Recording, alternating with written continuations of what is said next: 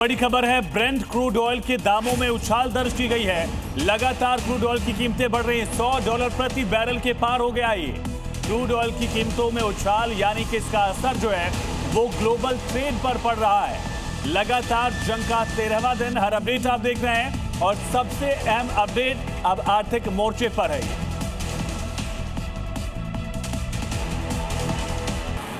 तो युद्ध से जुड़ी हर अपडेट आपको दे रहे हैं। इसी बीच एक बड़ी खबर है उत्तर प्रदेश के हापुड़ से, जहां योगी फोर्स ने बड़ी कार्रवाई की है। घर में 40 सिलेंडर मिले हैं। खाली भरे हुए सिलेंडर बरामद किए गए।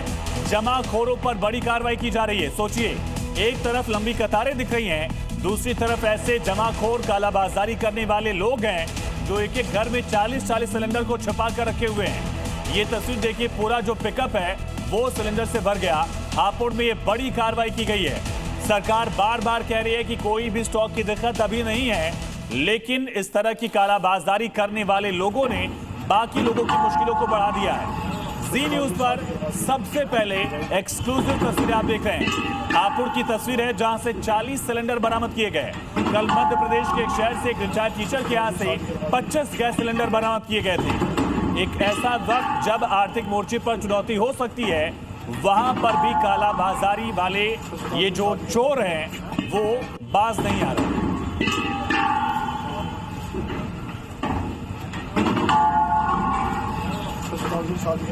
कि बड़ी खबर यह है कि ईरान और इजराइल अमेरिकी युद्ध का आज 13वां दिन है। जी हां, 13वां दिन, 12 दिन बीत चुके हैं इस विध्वंस के।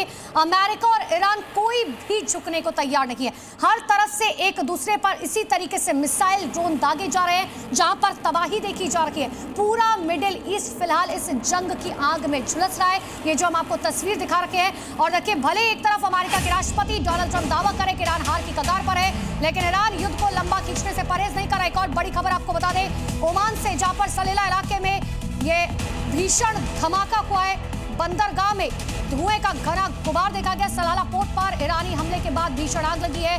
बंदरगाह में धुएं का गुबार देखा गया। तस्वीर आप देख लीजिए, काला घना धुआं जिसने पूरे आसमान को ढक लिया है। सुरक्षा एजेंसियों ने इलाके को घेर लिया है।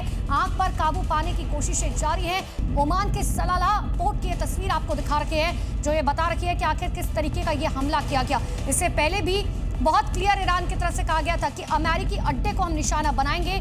ओमान पर यह तीसरा अब तक का सबसे बड़ा हमला किया गया है ईरान की तरफ से।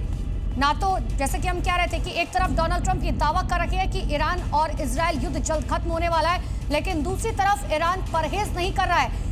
इजराइल पर भी लगातार हमले जारी है। अमेरिकी सैन्य अड्डों पर हमले किए जा रहे हैं। देखिए, सलाला पोर्ट की तस्वीर आपको दिखा रहे हैं। जिस वक्त ये ड्रोन से हमला किया गया, तुरंत इस पोर्ट पर भीषण आग लग गई, और यही वजह रही कि आसपास के इलाके को खाली करा लिया गया है। अब सबसे ज्यादा मुश्किलें आ रही है इस आग पर काबू पाने में।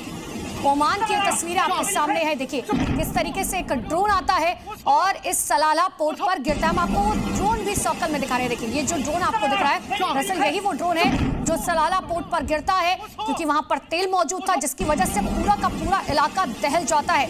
ईरान के हमले से ओमान किस तरीके से दहल रहा है, ये तस्वीर आपके सामने है। धुएं का गुबार के साथ साथ आग की लपटें बता रखी है कि ईरान झुकने को तैयार नहीं है। अब देखिए, महायुद्ध का 13वां दिन हो चुका है, और इन सब के बीच में ईरान और इजराइल अमेरिकी युद्ध का 13वां दिन है। अमेरिका और ईरान कोई भी झुकने को तैयार नहीं है। हर तरफ से एक दूसरे पर जमकर मिसाइलें दागी जा रही है, ड्रोन दागे जा रहे हैं। पूरा मिडिल ईस्ट फिलहाल जंग की आग में झुलस रहा है। भले एक तरफ अमेरिका के राष्ट्रपति डोनाल्ड ट्रंप ये दावा कर रहे हैं कि ईरान हार की कगार पर है, लेकिन ईरान युद्ध को लंबा खींचने से परहेज नहीं कर रहा है। ईरान के इजराइल से लेकर सऊदी अरब तक हवाई हमले लगातार जारी है, और अब तक लेबनान में 2600 से ज्यादा लोगों की मौत हो चुकी है। और इजराइल पर IRGC का ये अटैक, जो हम आपको तस्वीरें दिखा रखे हैं,